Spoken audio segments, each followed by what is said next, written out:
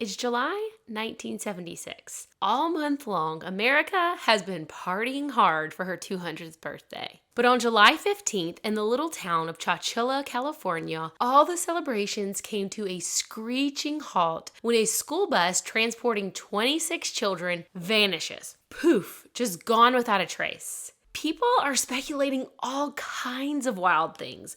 Was it the bus driver? Did aliens somehow beam up the bus with the kids still inside? I mean, how in the world does a bus full of children just vanish into thin air? If you've never heard of this case, buckle up, because this has to be one of the most unbelievable crimes in American history. Hey y'all, I'm Christina and you're listening to History and Hearsay. So I watched a documentary on HBO that you guys might find interesting. Yes, I got HBO. Can y'all believe it? Now, to get that reference, you would have to be a very observant OG or just someone who recently binged all of my content. I'm looking at you, Scribe Slayer. Anyway, the HBO documentary was simply called Chowchilla, and there's a lot of first-hand accounts from people who were involved in this case and their families telling their stories. So that's where I get a lot of the personal anecdotes that I'm telling you guys about in this story. But as always, I'll have my sources linked down below the episode. So, Chowchilla, California, 1976. Tiny little cow town in the middle of Central Valley, about 150 miles southeast of San Francisco. And this town was only 11 square miles. This was one of those blink and you miss it kind of towns. Locals who lived there back in 1976 said that you could drive across the whole town in 30 seconds flat. And of course, being that small, this was one of those super tight-knit communities where everybody knew everybody.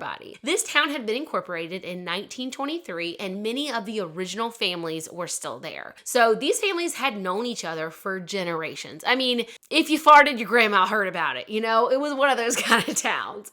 So between that and the fact that it was 1970s meant that nothing bad ever happened in Chowchilla. People had no reason to lock their doors and kids there knew nothing of stranger danger. But unfortunately, that all changed on the last day of summer school, July 15th, 1976. Now, all throughout this documentary, they're calling it summer school, but they also said that the kids spent their days swimming and running around the fairgrounds and playing, and so I'm assuming this is what we would nowadays call a summer camp, not summer school. You think like kids go there to catch up on school, right? This was more of like a fun thing. In fact, it was so fun, and all the children at Dairyland loved it so much that they had petitioned to extend summer camp by another couple of weeks. So I found some clarification on this. What it was is the kids would get all their schoolwork done in the morning, and then the afternoon is when they would go swimming and do all the fun things at the fairground. But alas, all good things must come to an end, and at around 3:30 p.m., the kids all piled onto the buses to head home from the final day of summer school. All this entire year, 14-year-old Mike Marshall had been being picked up by his mother at noon every day of summer school. But the night before, he had gotten into some trouble. Sounds like he got into his mom's liquor cabinet and was just doing other things he shouldn't have been doing. And as punishment, his mom said that he had to stay the entire day at school and ride the school bus home on that last day. Little did Mike's mother know that her decision to have Mike ride the school bus that day would change everything. So when 3:30 arrived, Mike was still at school. He was goofing around with another kid when she told him, hey, you're going to miss the bus if you don't hurry up. So Mike took off running and he flagged down the final bus that was leaving that day. A bus driven by Frank Edward Ray, or Ed Ray, as he was known. The bus driver, Ed, was a local farmer who knew each of the children by name, and he knew most of their parents as well. He was said to be a genuinely kind person, and all of the kids loved him. It was also said that Ed took the responsibility of getting these children home safely very seriously. But unfortunately, none of them would make it home that day. Around 4:30 p.m., parents start to arrive home in Chowchilla to quiet homes. Their kitchens were void of the usual after-school chaos of snack wrappers strewn all across the countertops. Worried, they began calling the local police station to inform them that the bus had never arrived with their children. This small town police station had only one phone line and one patrol officer. As more and more parents realized that their children had not returned home when they were supposed to, parents took to the streets and started assisting the police in locating the missing school bus. Because this was summer school, the bus driver hadn't taken his normal route, so the police had to check everywhere. And by 5:45, between the police officer and the parents, they had checked everywhere. Again, small town. And anxious parents started to gather at the police station. And they all had the same question. How did a bright yellow school bus full of children simply vanish into thin air? We're trying to locate 26 lost children along with their driver. Now, a lot of these parents had multiple children on the school bus, and many of the kids who were classmates were cousins. So some of these families had quite a few children from their immediate family who were missing. So, I mean, this was absolutely horrifying, like one of a parent's worst nightmares.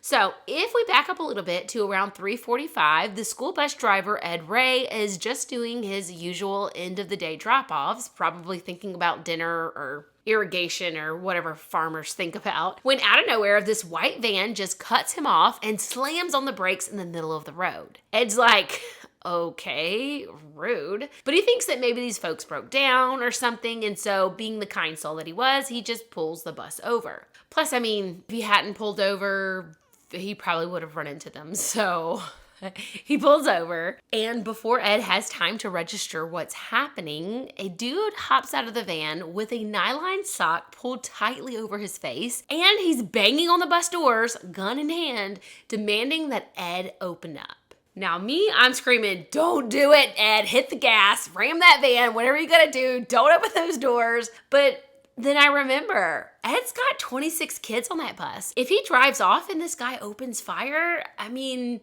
what an absolute nightmare. So Ed, probably in total shock because who wouldn't be, opens the door and the guy climbs on board. The kids on the bus were a variety of ages, but it sounds like the majority of them were between the ages of 5 and 9. And the only older kid was Mike, who, if you guys remember, was the 14-year-old that I talked about that wasn't supposed to be riding the bus initially. But there was a lot of really young kids there, like 5 or 6 years old. So initially these kids weren't even scared. A lot of them didn't even know to be scared. They had no point of reference for danger or bad guys, you know, like this guy climbs onto the bus with a gun, and a lot of these kids thought it was a prank. One of the kids, Jeff Brown, literally jumped up, threw his arms in the air, and yelled out, "We didn't do it!" And the whole bus laughed. Then there was this 6-year-old Larry Park who told the masked man, "If you don't get me home on time, my dad'll be on you like stink on stunk," which is just such a country kid thing to say. But it really shows how innocent they were. These kids were more worried about being in trouble for getting home late than they were about the fact that a literal gun was being pointed at them. Unfortunately, their blissful innocence vanished real quick when a second masked man got on the bus. And this time, he was pointing a sawed-off shotgun at Ed and the kids. Now, the older kids, like the 9-year-olds who had seen a few scary movies, at this point, they started putting the pieces together. This was not a joke. This was bad. And Ed's demeanor also changed. He was speaking to the kids in a very short and stern manner, telling them to be quiet and sit still. And they had never heard Ed talk that way. He was always so nice and friendly. And so this is when even the very youngest in the group realized that this was a very bad situation. The men continued to point their guns at the children as they told everyone to move to the back of the bus. While the second guy stood with his gun pointed at the children, the first guy slid into the driver's seat and started driving the bus, while a third man followed behind in the white van. Some of these kids were more freaked out by the pantyhose over these guys' faces than they were of the guns. You gotta think these were country kids. They're used to seeing people packing guns around for legitimate reasons, like hunting, things like that. It probably never occurred to them that someone would use a gun to intentionally harm another person.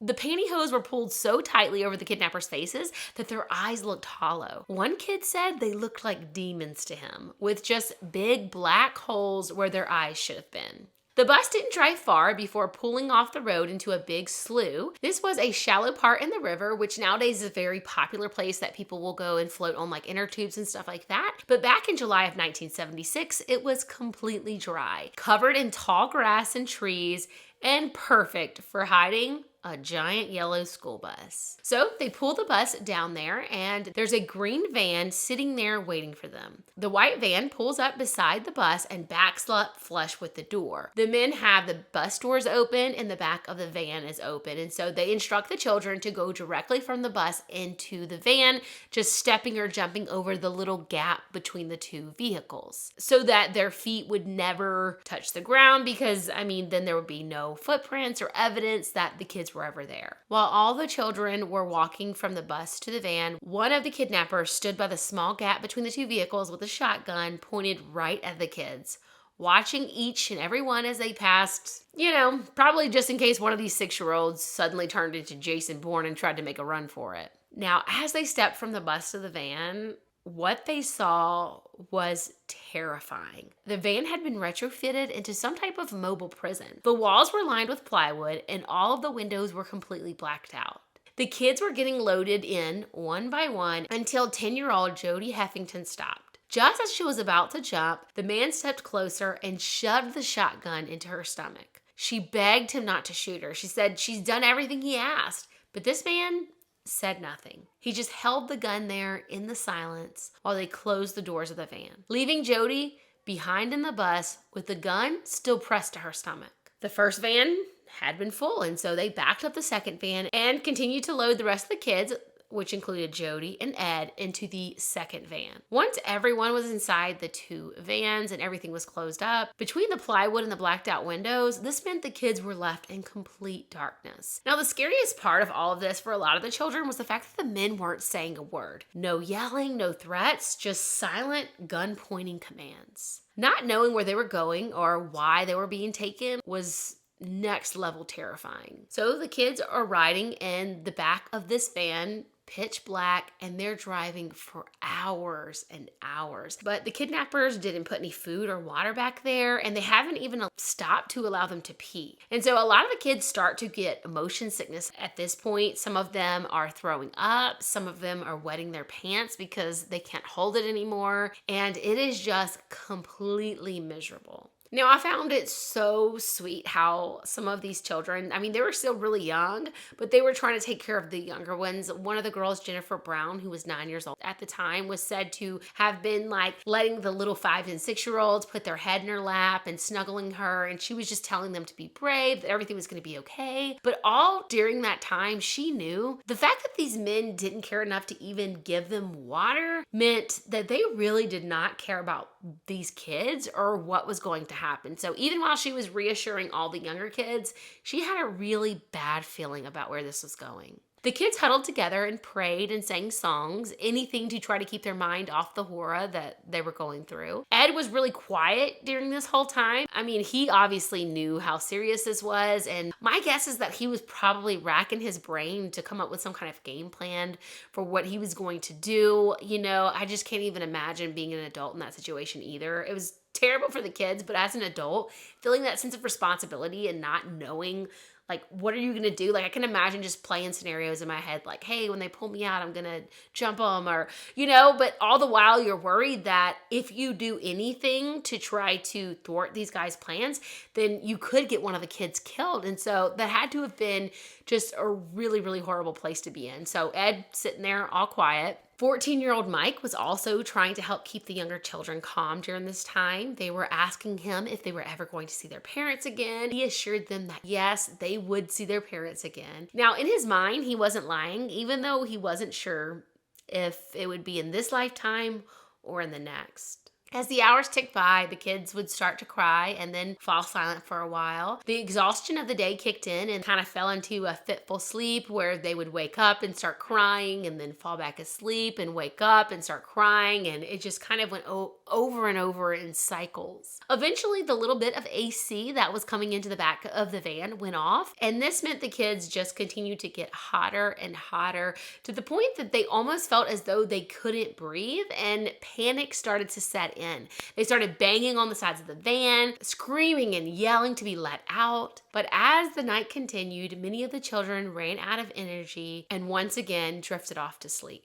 So, we've already established how tiny Chowchilla was. So the one police officer was like, yeah, I'm gonna need some backup on this one. So he puts out the call for help, and help comes flooding in. State police, local sheriffs, basically anyone who could legally carry a badge and a gun was called in. So one of the policemen who was called in from another area had a buddy who had a plane. And so he called him up and he had him do a flyover of the city. Now, while the bus was very well hidden from the ground, if you were in the sky, it was a totally different story. This guy pretty much immediately finds the bus. Everyone races out there to the bus and there's nothing. No kids, no Ed, just tracks left of the bus like a vehicle had backed up to the door, which I can't even imagine. I feel like that would almost make me more panicked once I saw that, but at least it was some progress. At this point, things started escalating even faster. The governor was called, the National Guard was put on standby, and even the president of the United States at the time, Gerald Ford, was like, yeah, spare no expense, do whatever it takes, you just find those kids. This was a full-blown, all-hands-on-deck kind of situation. The FBI are called in, and then the media shows up. There are reporters everywhere. It was absolute chaos. This small, sleepy little town turned into a full-on circus overnight. And of course, people started pointing fingers. First suspect, Ed Ray, the bus driver. Because, I mean, fair question, right? A whole bus full of kids disappears on your watch. You gotta be suspect number one. But the people of Chowchilla were like, no, absolutely not. Totally ridiculous. Ed knew every child on his route. He knew their parents, their dogs, their favorite snacks. The parents were adamant that this guy was not the villain. Don't even waste your resources going down that rabbit trail because this guy was someone who would do everything in his power to keep these kids safe. Period. End of story. So meanwhile, it's been hours and the kids are still in the back of the vans, being driven to only God knows where. Finally, though, after what felt like forever, which in actuality was like close to 12 hours later in this dark, silent van. So yeah, forever. The thing finally stops. The kids are sitting there like, okay, now what? Then they hear sawing and hammering, like full-on Home Depot in the middle of the night. Like, they're either building us a fort or a coffin. Like, terrifying. Again, I think I'm going to say terrifying 25 times in this episode. But at this point, it's around 3:30 in the morning, and they've been driven nearly 100 miles from Chowchilla to a place called Livermore. So obviously it doesn't take 12 hours to drive 100 miles. So the speculation is that these guys were just driving in circles waiting for it to get dark. As they sit there anxiously awaiting what's going to happen next, the van doors suddenly fly open and the kidnappers yank Ed out of the van and slam the door shut behind him. So now these kids are all alone in total darkness in this creepy van with zero clue where they are or what's happening. And now they're terrified that something horrible is happening to Ed. A few minutes later, the doors open again, and this time they take a kid. No words, no warning, just grab a kid, slam the door. Then a few minutes pass, and they come back for another one, and another one by one. At this point, the fear, it's like next level. It's not even like, are we gonna make it anymore? It's like, we're about to find out what these guys actually want with us. It's the greatest kind of fear, the kind where your imagination starts filling in the blanks for you. So, back in Chowchilla, Sheriff Bates is at the police station just drowning in phone calls. Like, the phones are ringing nonstop. People are calling in with every possible theory. They meant well, but most of them were not helpful. You had people saying, I saw a weird guy at the gas station. Somebody else is like, there's this child's shoe on the side of the road. It could be something, which, I mean, that's valid. I probably would have called on that one myself. One woman probably saw her neighbor blinking suspiciously and she's like, oh yeah, definitely him. And don't even get me started on the conspiracy theories. Some people were out there like, what if it was the Zodiac Killer? Or what if it was Son of Sam? Or what if it's aliens? I mean, again, to be fair, 26 kids and a bus driver disappear into thin air in a town that takes 30 seconds to drive through? Yeah, I'd probably be considering aliens at this point myself. Meanwhile, it's getting late and the parents of the missing kids are gathered at the police station. Now, this is a heartbreaking scene. Parents are just waiting, pacing, clinging to any shred of hope. The FBI at this point has 30 agents there, which I can imagine would be equal parts comforting and terrifying. Like, it's nice that the FBI's there, but if they have to be called in for your situation, that means it's like something really serious is going on. Someone starts handing out coffee and snacks because what else do you do when your world's upside down? You sip bad coffee and hope someone shows up with good news. And so Sheriff Bates, this man has got to be so exhausted, but he's still trying to hold it together for everybody. And so he steps up to kind of talk to the parents. And he gives them this little speech that's half pep talk, half farmer logic. And he's like, let me tell you something. No one is going to try and get away with hurting 26 children and a bus driver. Where are they going to hide them? Where are they going to put them? They have to take care of them somehow. If you had a herd of ducks, you're having to keep them somewhere. Whoever did this doesn't want to hurt your children. They want money. And you haven't got any money, so they're going to ask the government to provide it. So, I mean, the basic message was like, look, these guys obviously want money. They haven't asked for money yet. They haven't gotten money yet. So this means that your children have to still be alive. So that means there's hope. The Reverend at the First Baptist Church held a special service where he quoted Psalms 23, 37, and 91. All three of these Psalms share a common theme of trusting in God's provision and protection. So he was basically just trying to encourage them to place their trust in God during this really difficult time. Meanwhile, the police publicly admit to the media that they had nothing. 0 leads, no suspects, no solid theories. Just a bunch of scared families, too much coffee, which we all know goes great with anxiety, and a growing sense that they were up against something big. Okay, so back to the kids. They're being taken out of the van one by one, and they start to realize they're in some kind of like giant tent thing. It's like a makeshift structure with a tarp covering the top and all the sides. And the van had been backed up just far enough into the structure that the doors open right into it. So the van is kind of like blocking off the entrance. As the van doors close behind them, they're asked for their name and age. And many of the children were still like in swimsuits from camp. And so the kidnappers took whatever they were wearing over their swimsuits, like if they had a t-shirt or whatever it was that they were using to cover up. But the bus driver, Ed, who had been taken out of the van first, he was wearing regular clothes, obviously, because he was just driving the bus. And so they had taken his pants and his boots. So this whole time I was kind of wondering what the deal was with his clothes. But when I saw that they took his pants and his boots, I'm thinking maybe they were taking these clothing items so that when they made their ransom demands, they could prove that they are the ones who have the kids, like just use it as proof of, life or whatever. Without any context, that's kind of just my guess on it. Let me know if you guys have read something about this or if you have another theory about why they were taking their swimsuit cover-ups and it's boots and pants. I don't know. That's all I could think is it had to be for be like, hey, look, we're the ones who have him. Here's his clothes, So anyway, when Ed was taken out of the bus first, they had taken his boots and pants and they handed him a flashlight and told him to climb down into a literal hole in the ground using a ladder that they had placed there. When the kidnapped vans arrived, they backed up to the hole and a tarpaulin was placed over the back doors. So the hostages saw only the tarp which led to the hole.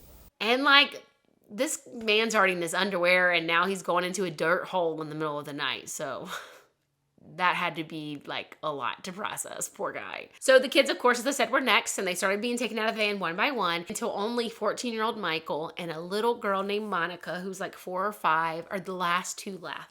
Now, on the inside, Mike is starting to panic a little bit. He's like, I don't know what has happened to them. Whatever's happened to them is about to happen to me. But he can't bear to, let them take Monica. And so he decides to go first. So when they open the doors again, he steps forward. The guys pull him out of the van. And just like every other child before him, he was asked his name and his age and then sent down into the hole with Ed.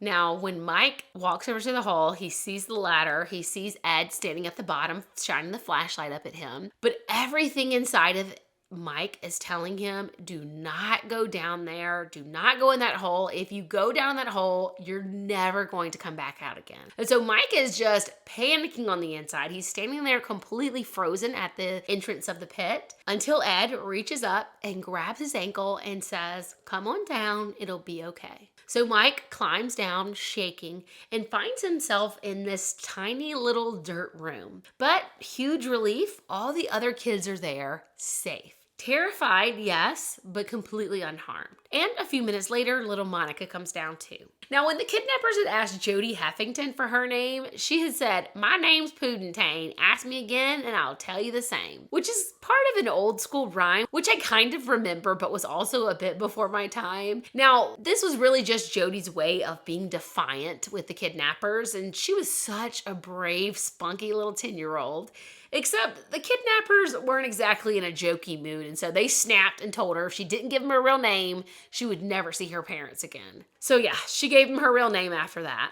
Once all the kids were down in the pit, one of the kidnappers pulled up the ladder, tossed in a roll of toilet paper, and said, "We'll be back for you." Then they closed the top of the pit with a manhole cover. And as the kids' eyes started to adjust to the darkness, they realized they're not in a cave or a dirt hole. They're inside an actual old moving truck trailer, like a literal trailer buried underground. It's only about 25 to 27 feet long, and there are 27 people inside. So it's basically super cramped in there. There were mattresses strewn all over the floor, and they had wooden beams reinforcing the roof and walls so they didn't cave in. And there was a tiny table in the back with a few jugs of water, some cereal, peanut butter, and bread. This was a really creepy end of the world doomsday pantry kind of vibes to this whole thing. The kidnappers had also cut holes in the well wheels of the truck trailer for the kids to use as toilets, which, I mean, gross, but I guess it was still better than their van life experience on the way over there where they wouldn't even let them stop to go to the bathroom. The children could hear a fan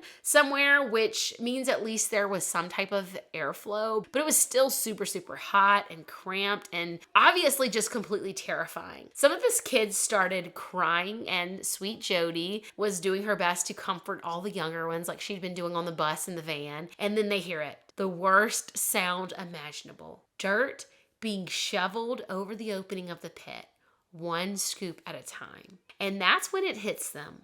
They are being buried 12 feet underground, which, I mean, would be terrifying for literally anyone. I can't imagine going through that as a kid. It just takes some special kind of evil to do something like that to children. Hurting children is the absolute worst, but the psychological terror of all of this, the way they made these kids fear every step of the way what was coming, to me is just like next level sick. Okay, so the second that the news gets out that this bus was found empty, even more media descends on Chowchilla. They were literally everywhere. Reporters, news vans, cameras, they were sticking mics in people's faces. The police phone line continued to be jammed with calls from journalists and parents. This was all very exciting for the journalists and terrifying for the parents. Reporters were trying to get information, but no one had any answers. I saw where they were even interviewing some of the kids who had been let off the bus before it had disappeared and asking them, like,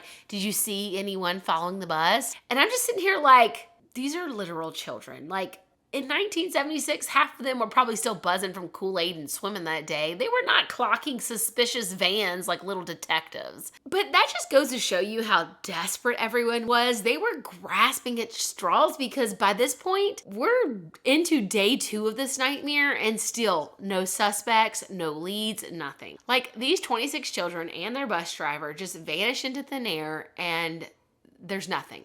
By this point, the cops said that they had received like 1,000 calls of people who were thinking that this was a known serial killer like the Zodiac or Son of Sam, or maybe related to some other type of cult activity. There was really this mounting fear because of the fact that the children had been missing for so many hours at this point, and there had been no calls for ransom. No, we have your kids, pay us this much, nothing.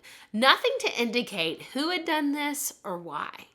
Okay, so at this point, the kids and Ed have been stuck in this literal hot box underground for hours. They're running out of water, and even Ed Ray is starting to lose his cool. He starts yelling up at the manhole, "Please let us out. I have blank checks." Then he turns to the kids and he says, "Say pretty please." And now there's this choir of tiny, terrified voices yelling, "Pretty please," up into the void. But no one answers their cries. Ed Ray and Mike Marshall start looking all around at every crack and crevice in the walls and ceiling. After a while of looking around, they decide that the only way they were going to get out would be if they could find some way to get out of the top of the structure. All the little kids start yelling at them to try to move the manhole cover off the top of the opening. But Ed doesn't think that this is a good idea because he's worried that someone's going to get hurt trying to do this, or even if they are able to do it, that they're going to get caught by the kidnappers. But at this point, all the kids just continue yelling at Ed that he needs to at least try.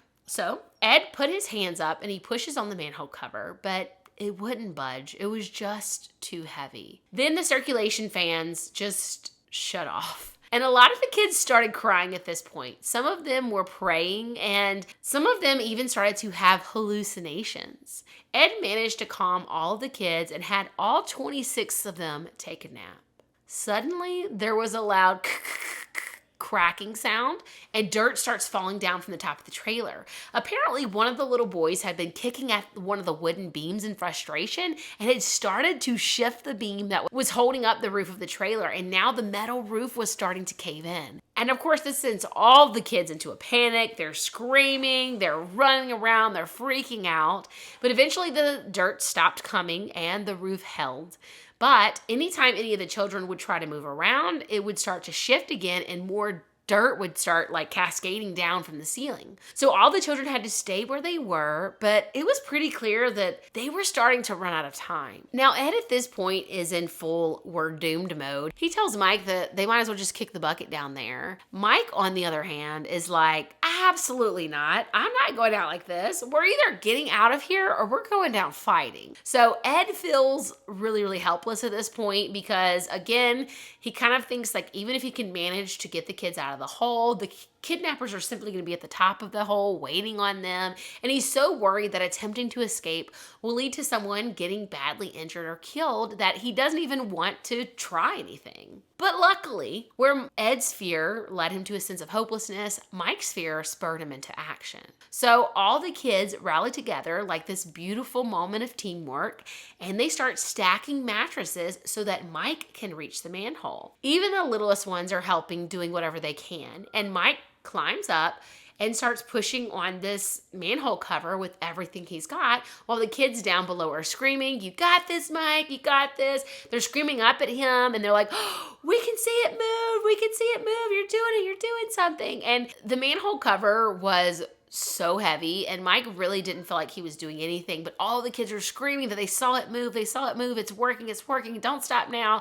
They're like really encouraging him and cheering him on, and so Mike keeps going. Ed is still sitting there frozen in fear when the other kids start yelling at him that he needs to get in there and help Mike. They're like, we're all gonna suffocate and die if we don't get out of here. And so finally, Ed jumps in to help push, and this is when they realize why the manhole cover is so heavy. There's obviously something really heavy that's sitting on top of it. Between the two of them, they are able to get the manhole cover up just enough so that Mike can stick his arm through the opening, and he feels around and he touches a metal box. So he starts trying to like jiggle and wiggle as much as he can until he's able to see that this is a giant bus battery, which these aren't ordinary batteries like what you put in your car. These batteries are gigantic. They weigh 125 to 150 pounds. So Mike has his arm through this hole and Ed is holding up the manhole cover, which, if he were to have dropped that, Mike probably would have lost his arm, but thankfully Ed was able to keep his grip on it. They're eventually able to move it enough so that Mike could go through the manhole, and this is where Mike is faced with the next hurdle. Over the manhole that they had all just come down a few hours before was a wooden box that was partially filled with dirt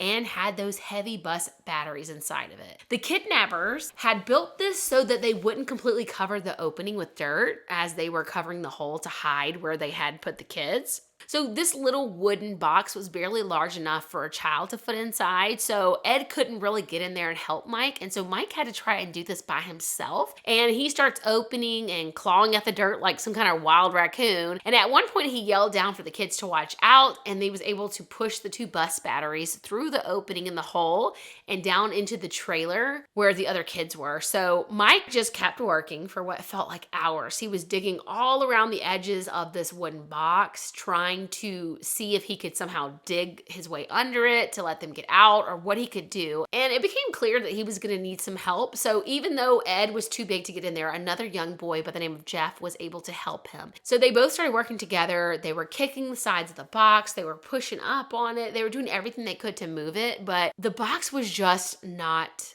budging. So at this point, Mike's like, we need something else. So some of the kids broke pieces of wood off the box springs for the mattresses, and they handed up these pieces, and the two boys started pounding on the corners of the box, hoping that maybe they could splinter the box.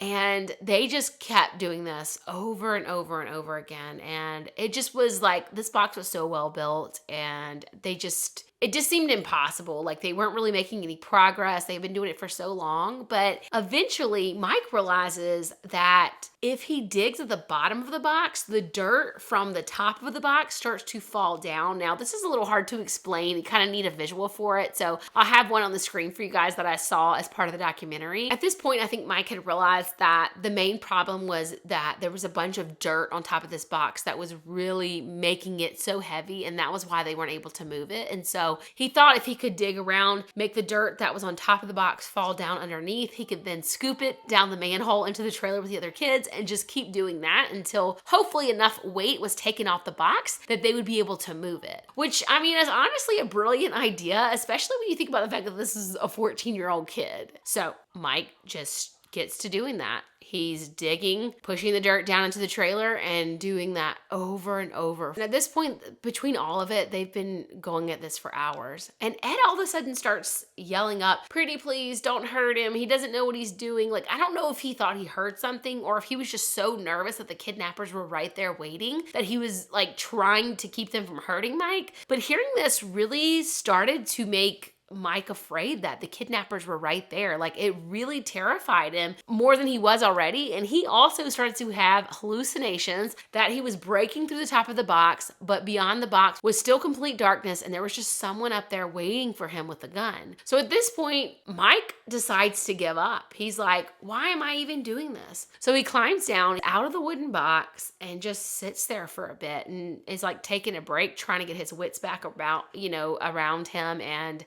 just taking a little breather because, I mean, this was exhausting work. But then Mike's courage comes back to him, and he's like, you know what? No, I'm going back up there, and I'm going to do this no matter what is up there. So he gives himself this little pep talk, and he gets right back up there. And so at this point, he is fully determined that he is digging them out of that hole no matter what is waiting up there for him. So he does another round of pounding on the corner of the box, and he realizes that it's chipping away. So he starts using his hands to rip at the plywood. All of a sudden, there's a loud crack in the ceiling of the box, and a beam of sunlight comes rushing through. And so he just kept pulling on this wooden piece until it's completely open.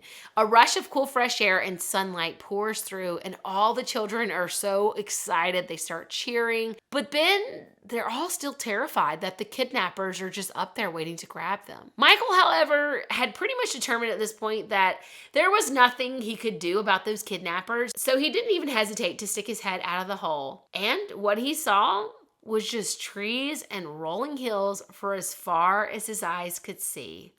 There were no people in sight anywhere. So at this point, it's around 8 p.m. on the day after they've been kidnapped, July 16th. So as all of the children emerge from the hole, Edward gathers all of the children and tells them that they need to stay really quiet.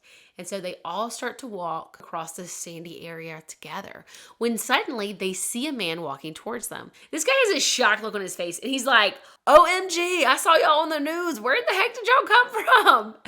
Turns out they were in a rock quarry.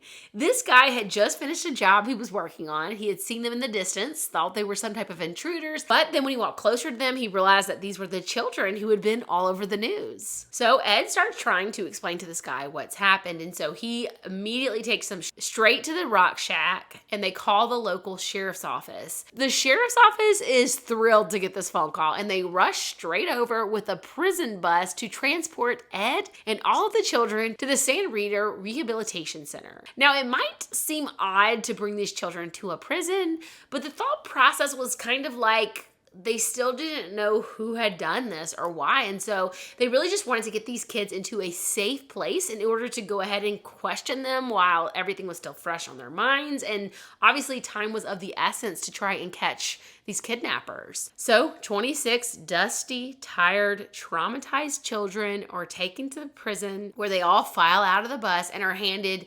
adult-sized prison jumpsuits. The sleeves were hanging down past their knees, the pant legs are flopping around, and the kids said they had to roll up everything like 100 times just to get their arms and legs to poke out.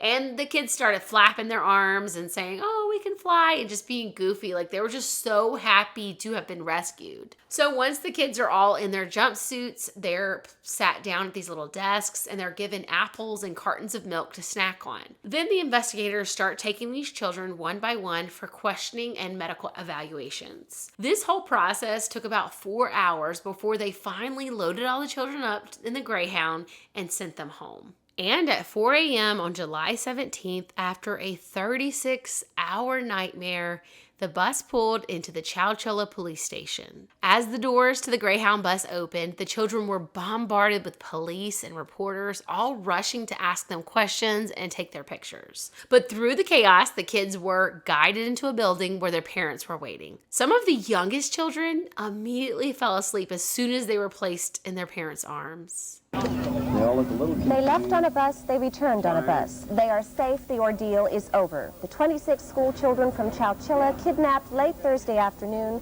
while riding on their school bus, were found at 8:30 last night in a Livermore rock quarry. But all these parents obviously are so relieved. And what's the most miraculous through this whole entire ordeal is the fact that after being kidnapped, buried alive, held underground in a trailer, every single one of those 26 kids and Ed Ray had all come out physically unharmed, which is beyond miraculous. This could have gone so much differently. I mean, there were so many little things that could have been different, and they may not have escaped in time. They might have all suffocated underground. Like, even the fact that Mike Marshall wasn't supposed to be on that bus that day, and that was like a last minute change up that his mom had done. I mean, it's sad for him that he had to go through the trauma of that whole experience, but had he not been there, the rest of them may not have ever made it.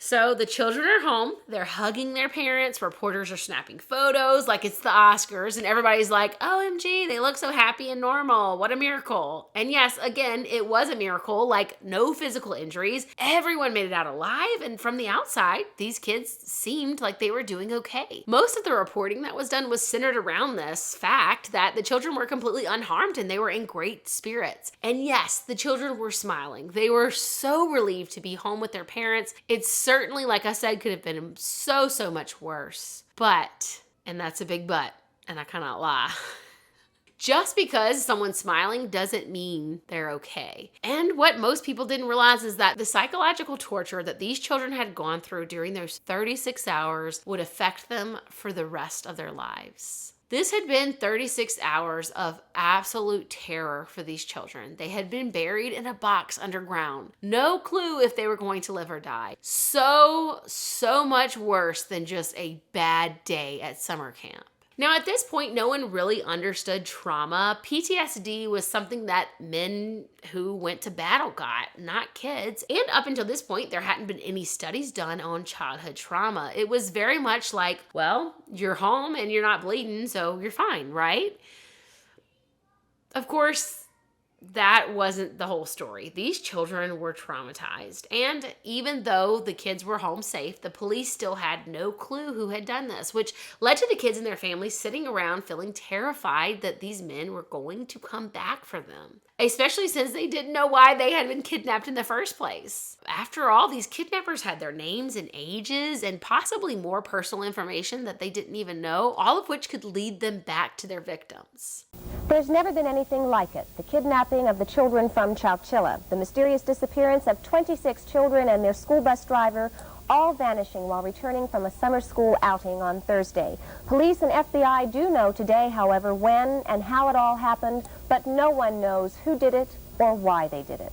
Now, this was affecting others in the community who hadn't even been part of this kidnapping. It was reported that mothers in Central Valley during this time wouldn't even let their kids leave the houses. Like, they were waiting for police to get some answers before their kids could be allowed back outside. So the FBI is all over at the rock quarry, combing through the crime scene, looking for anything that would point them in the right direction. So at first, they didn't even know what they were looking for. They thought this was some sort of cave or something. Eventually, the crime scene investigative team realizes that there was a moving truck that had been buried in the ground. So they pull the truck out of the hole thinking that this is some type of breakthrough, but all the information on the truck comes back fake. So basically they have the truck, but it's a complete dead end. They have no clue who this truck belongs to.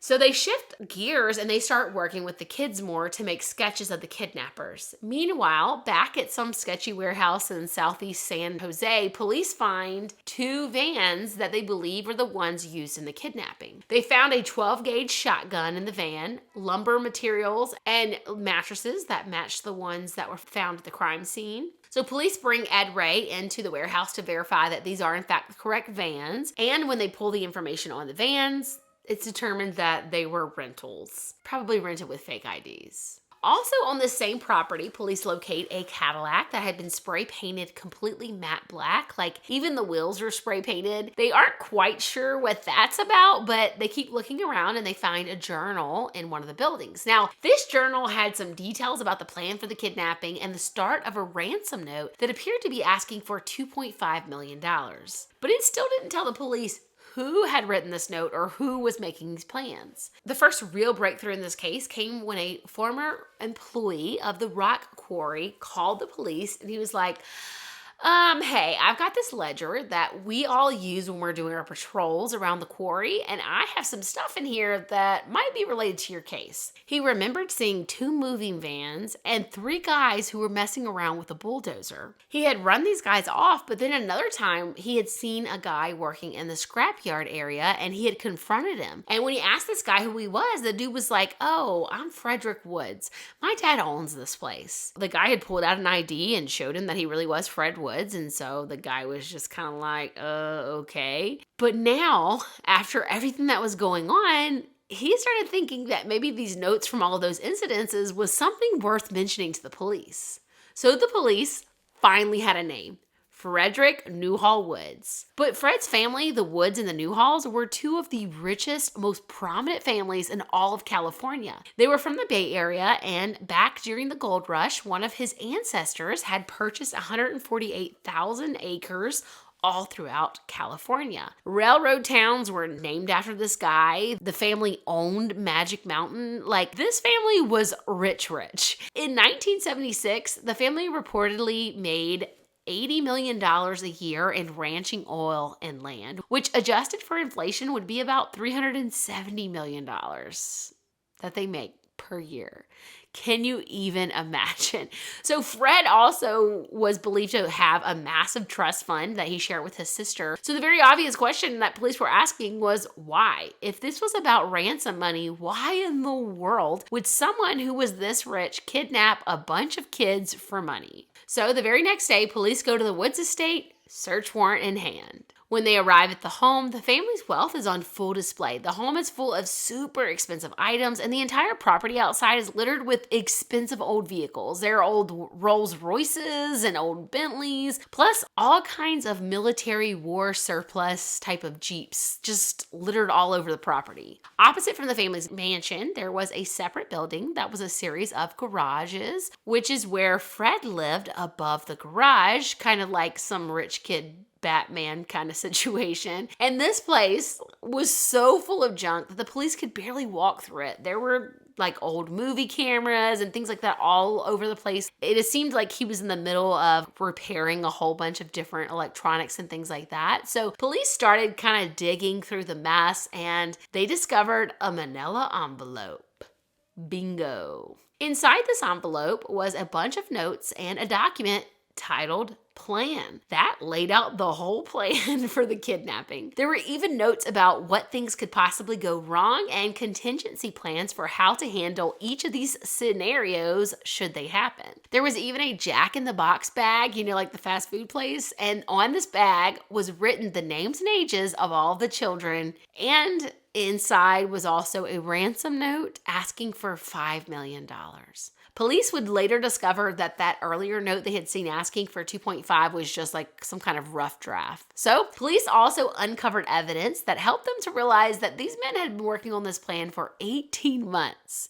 Now, when the police went over to the Woods property, Fred's father had been very cooperative with the police. He had told them that he had tried to get his son interested in the family's business, but that he was more interested in old cars. And he said that Fred had gone into business with a friend from high school named James Schoenfeld. And his brother Rick was also involved. So the Schoenfeld boys weren't as well off as Fred's family, but their father was a doctor, a foot specialist to be exact. And so they were like upper middle class. So still not the kind of people who police would typically expect to be desperate enough for money that they were willing to commit a felony for it. But here's the thing. These three men had been arrested together 2 years earlier for grand theft auto.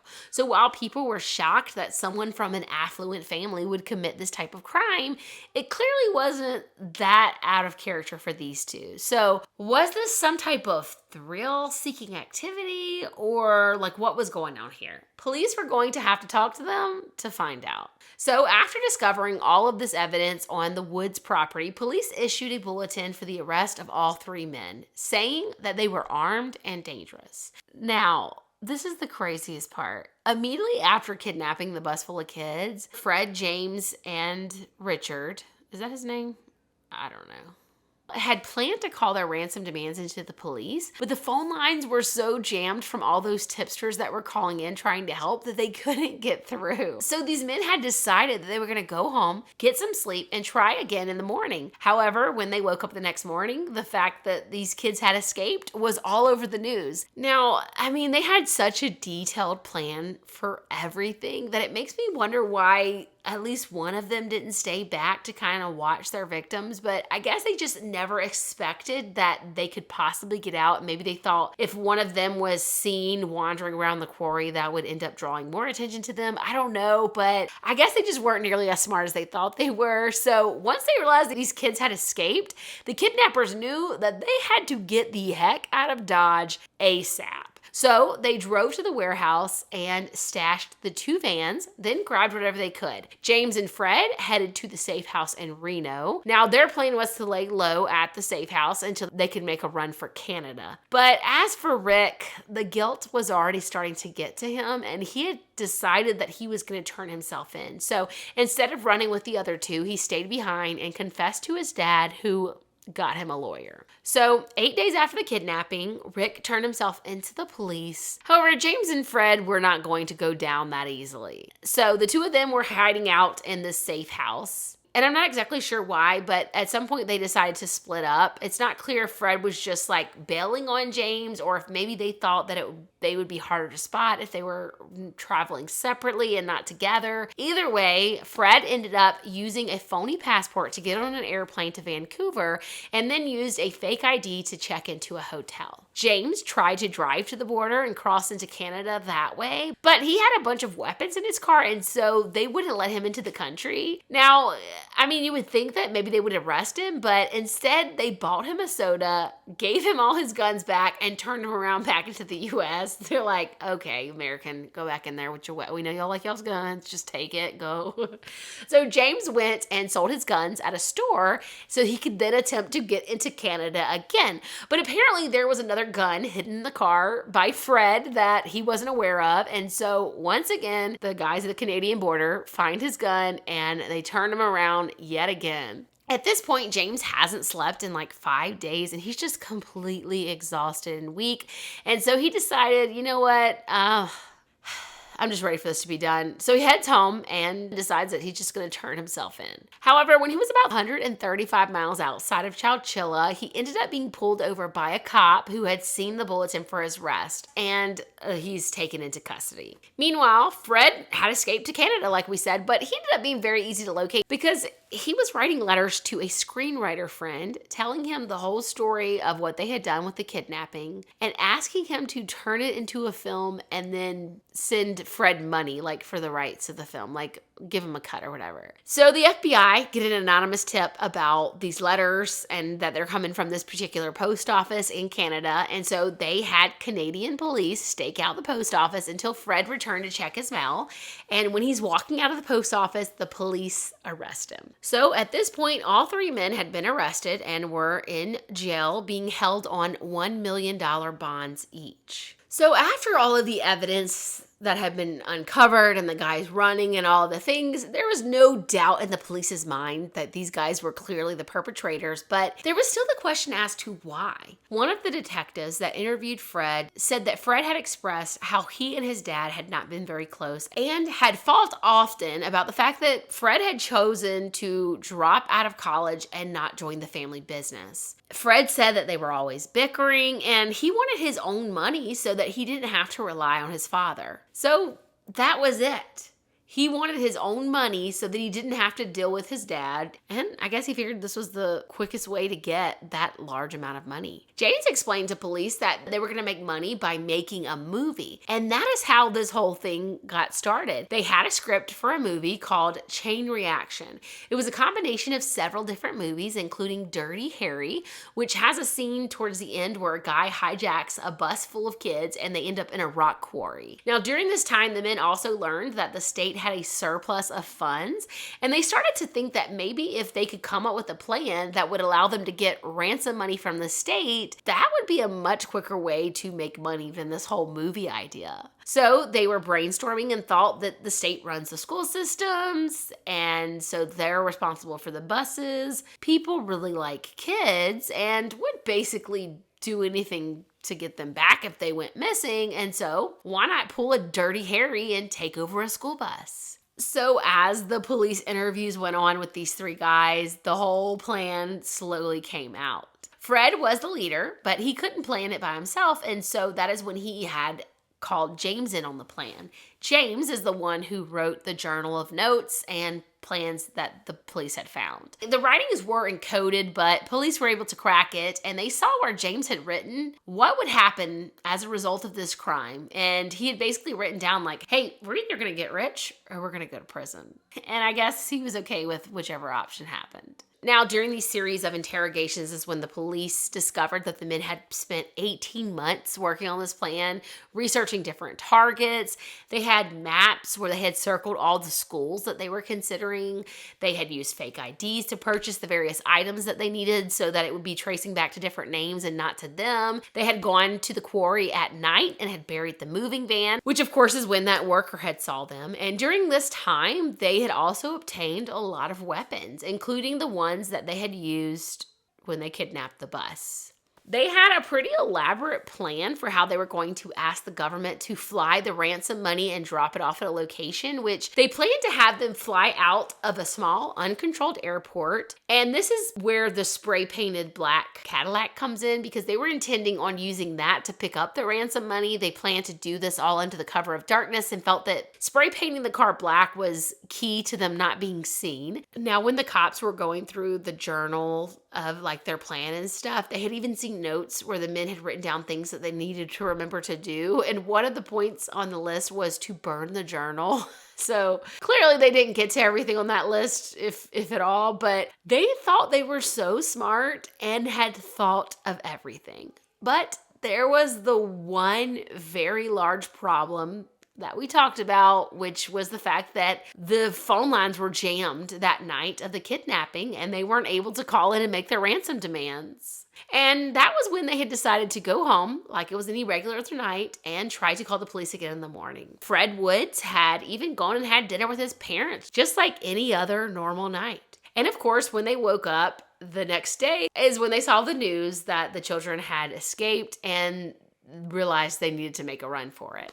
Now, at this point, you're probably thinking, well, these guys are dumb, dumber, and dumbest. But while it does seem really dumb that they thought they could get away with any of this, had they been able to make their ransom call, then this may have turned out very differently because they really did have a pretty detailed plan that they had put a lot of time and money into. In addition to the basic plan that we already talked about, they had a pretty smart plan for how they were going to escape with the ransom money. They were going to have the money dropped in a very heavily wooded area, and they were going to instruct whoever was bringing the money to fly over this 200-mile area and just to look for their signal. And so there was going to be like a series of lights that they would flash at the plane as it was flying over. And so the plan was that they'd be there waiting at the drop site with the black Cadillac, and they would be able to flee as soon as the money was dropped before police ever had a chance to get to them. Even the sheriff had called this a genius plan because he said it would have been really hard for the police to locate these men before they were able to get away. The men had also purchased an x-ray machine that they had planned to scan the ransom money with to ensure it wasn't bugged. They had made homemade bulletproof vests and had rented out that safe house in Reno under a fake name that I talked about that Fred and James had fled to. Once the kidnappers were behind bars, everyone took a sigh of relief, and the town threw an Ed Ray Day to honor Ed as a hero for saving the kids. They had a parade with marching bands and horses, and Ed and the kids rode a float down to the fairgrounds where they said a prayer and had a big meal. It was like seriously a whole thing. And yes, Ed was a hero, but he wasn't the only hero. A few of the kids tried to tell people that Mike Marshall was a hero too, and kind of just try to explain how much he had really done for everyone, but people weren't listening. And of course, Mike wasn't going to boast about it. He was just glad that they had been able to get out. But over time, he did start to feel a little sad and that he never got recognition. And he said he really felt bad that he was upset about it. And he didn't really understand, but the fact that he was never acknowledged did kind of eat at him over the years. During this time, a lot of the kids were really struggling. A lot of them were having nightmares and sleepwalking. Their parents tried to help, but they really just didn't know what to do. The kids were never offered any kind of counseling or anything, but of course, that's because it just wasn't really a thing back then. No one really knew what to expect or how to handle this type of situation. And they really never anticipated how deeply this would affect the children. The only thing that they could come up with was to try to do things that would maybe replace the bad memories with good ones. So the local Lions Club paid to send the group of kids on a trip to Disneyland, which sounds really nice, but the general consensus from the kids was that this made them feel even more like no one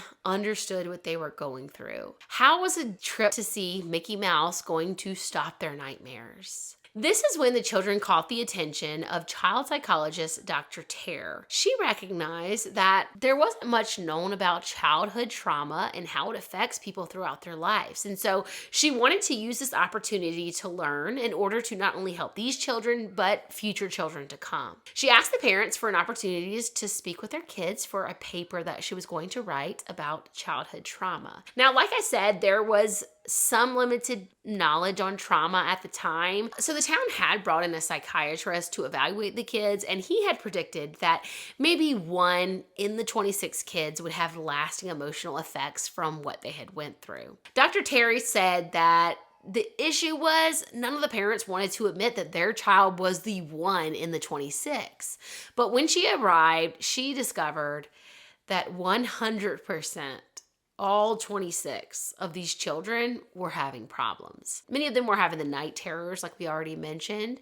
Some of them would get really anxious when riding in cars. One of the girls' moms talked about how if they pulled up to a stoplight or something and there was another car sitting there, her daughter would start screaming and yelling for her mom to keep going and not to stop. For some of these kids, it even bled into their relationships and how they related to other people. They withdrew so deeply into themselves that they wouldn't even hug their family members anymore. Some of the children had been really outgoing prior to all of this and had become very withdrawn and shy afterward.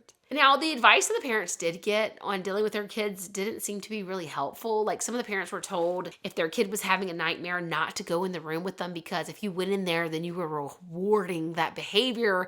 And if you stopped rewarding it, then the nightmares would go away, which of course was terrible advice. Now, what hadn't been known prior to Chowchilla, but was discovered during Dr. Terr's study, was that fear fright, or being scared to death and then not actually dying, can lead to hallucinations, which is what was happening with some of the children during their time that they were buried alive. Dr. Terr says that in our subconscious, especially as children, we feel as though we're going to live forever. But after trauma, that indestructible feeling goes away. We now fully buy into the fact that we're going to die. And that can have profound effects on a person. By the time the kidnappers went to trial, the community was still obviously very upset. People were calling for a good old-fashioned street hanging. And when the men were brought to the courthouse, there were snipers all along the roofs to protect the suspects from the public. The trial started in July of 1977. None of the children had suffered much physically. There was a random bruise, a cut or two. Some of them had a bit of urinary trouble, but all of that cleared up over time. And so the defense argument was that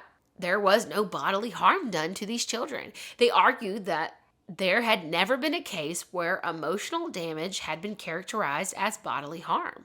The children very bravely had to come face to face with the kidnappers to testify about the injuries that they had sustained. Some of the children broke into tears on the stand. Others held it together until they walked out of the courtroom and then broke down. After 16 days of testimony, all 3 men were found guilty. The judge ultimately ruled that the terror these men inflicted on the victims was suffering, and suffering is physical harm.